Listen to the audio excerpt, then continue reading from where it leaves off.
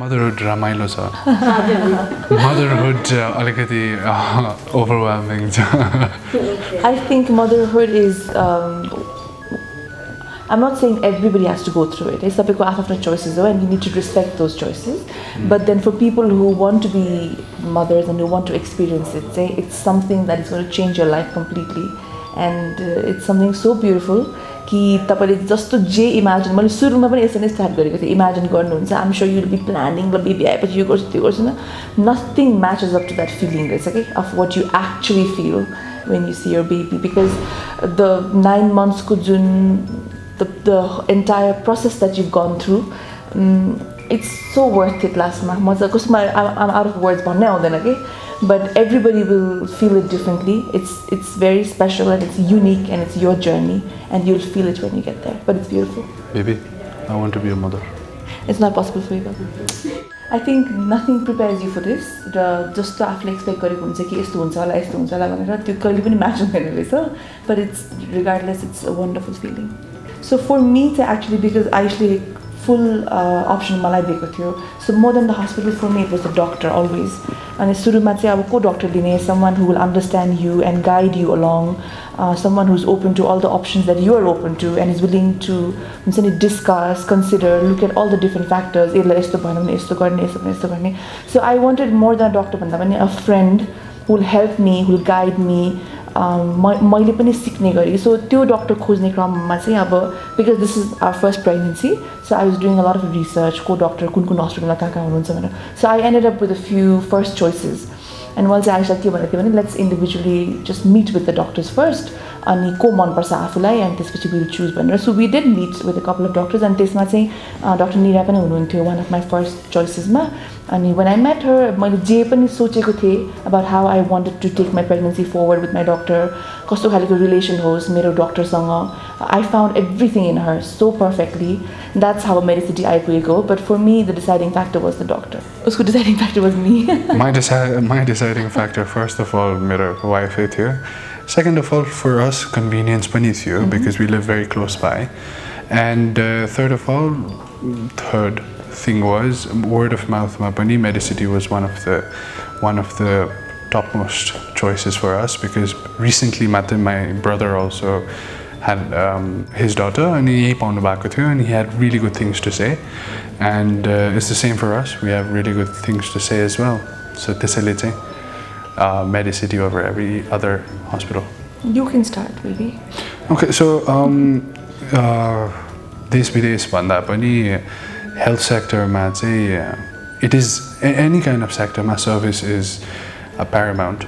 अनि हामीले जे पनि सर्भिसेसहरु हस्पिटलले प्रोवाइड गरिदिनु भएको चाहिँ it was very very comfortable, especially यो panic जस्तो खालको एपिसोड्सहरु हुँदाखेरि पनि they were always there to comfort us in any way possible from the hospital itself.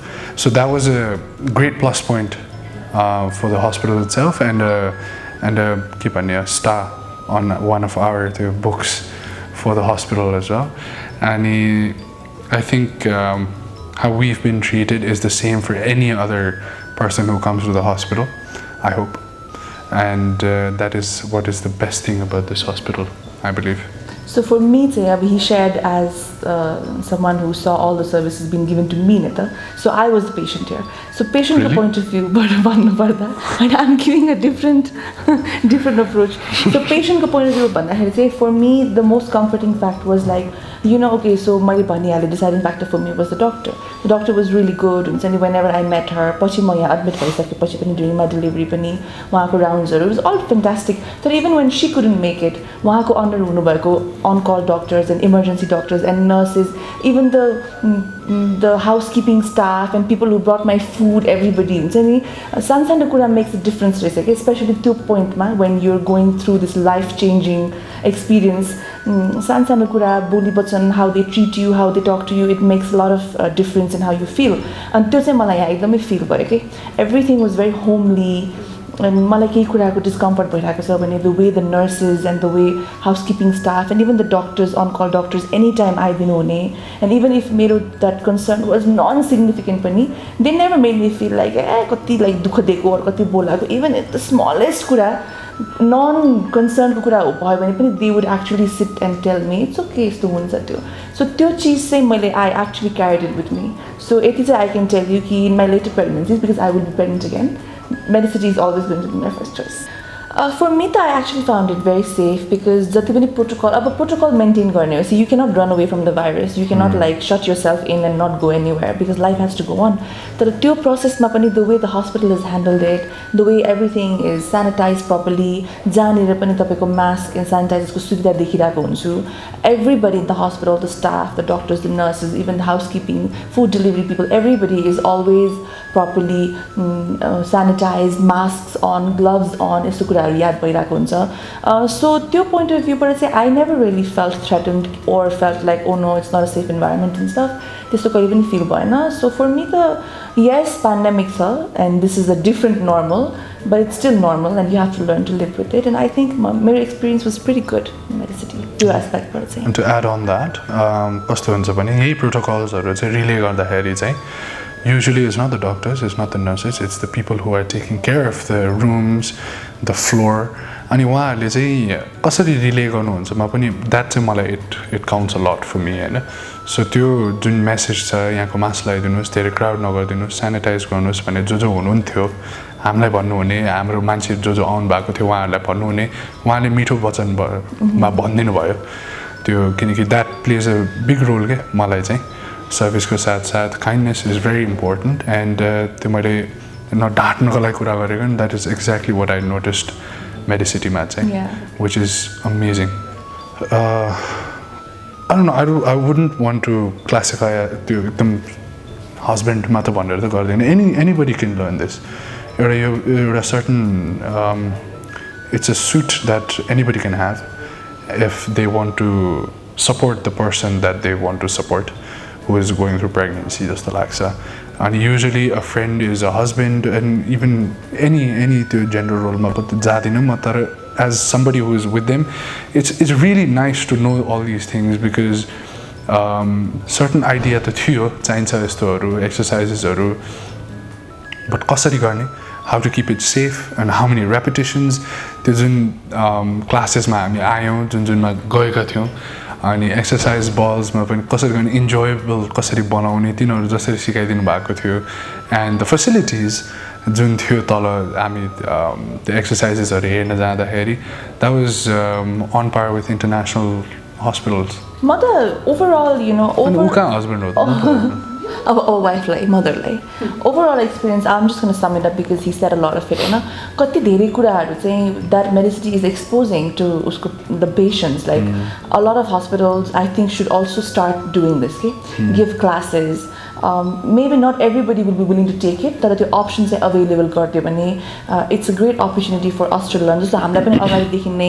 The stages of labour के हुन्छ कस्तो हुन्छ अब आफ्टर यो बेबी इज बोर्न पनि त्यसपछिको केयरको बारेमा हरेक ट्राइमेस्टरको बारेमा the exercises what should be done what shouldn't be done अनि डायटरी कुराहरू पनि यो खाने त्यो नखाने इन अ भेरी अहिलेको इन्भाइरोमेन्टमा र अहिले जति हामी टेक साभी छौँ भनौँ न अर मेडिकल एडभान्समेन्ट्स यति भइसक्यो कि there is no need to still stick to like 1,000-year-old traditions and routines that needs to change.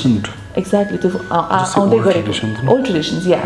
So त्यसलाई पनि the way हुन्छ नि the doctors have modified it and then they brief you about it. So आज पनि we had a follow up to Dr. Nielsen and she's like केही पनि खाना बार्नु पर्दैन चिसो खानु हुँदैन भन्छ खानुहोस् fruits खानुहोस् eat whatever you want to eat हुन्छ नि these are things that normally my mother or a lot of the mothers wouldn't allow skinny phase मा हुन्छ नि अनि ड्याड नुन पारेर हिँड्नुहोस् यस्तो गरिनुहोस् सो यस्तो खालको इन्फर्मेसनहरू पनि if in a very candid way the doctors can relate to you and your family then things will change it needs to change so त्यो वेमा चाहिँ I found the hospital like really अब के भन्ने I don't even know the word because खासमा यो कुरै गर्न नपर्ने कुरा हो होइन but we still have to talk about it but yeah being open to changes and adapting according to how everything around you is changing is very important and that's also something this hospital pushes so that also I really liked about this hospital. Start feedback please. Feedbacks भन्दा पनि I would just like to convey my gratitude for each and every staff, हाम्रो unit clerks, हाम्रो nurses, हाम्रो doctors, हाम्रो dietary प्र्याक्टिसनर्सहरू उहाँहरू सबैजनालाई धेरै धेरै धन्यवाद चाहिँ भन्छु because it was because of them my wife who I dearly love and now my daughter who I dearly love almost more than I love my wife is healthy and is here in this world. So rather than feedback I would say thank you and भोलि पर्सि पनि if there's anything we definitely choose Mediciti again. Thank you. Thank you.